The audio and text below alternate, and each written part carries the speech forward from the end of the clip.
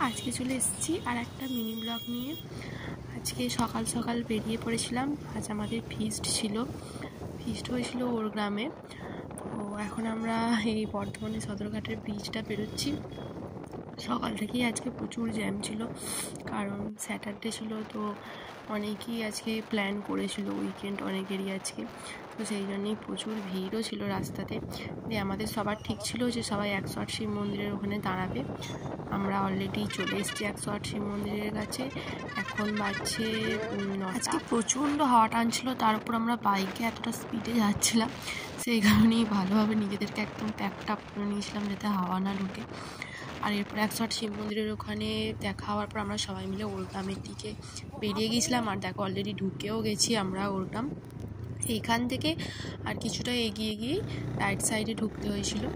দিয়ে তারপরেই এসে আমরা দেখলাম আমাদের যে রিসর্টটা ভাড়া নেওয়া হয়েছিল, সিলভার লাইন রিসর্ট, যেখানে আমাদের পিকনিকটা হবে, সেটার বোর্ড অলরেডি লাগানো রয়েছে। সেটা দেখে আমরা ঢুকে গেলাম রিসর্টের পথে।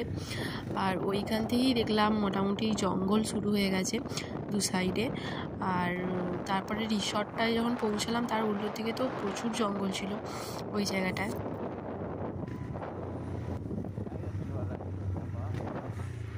And finally we reached. আর সারাদিন কী করলাম, প্রচুর মজা করেছি, সেগুলো নেক্সট মিনি ব্লগে শেয়ার করব। অবশ্যই দেখো, তোমাদের ভালো লাগবে। ভালো থেকো।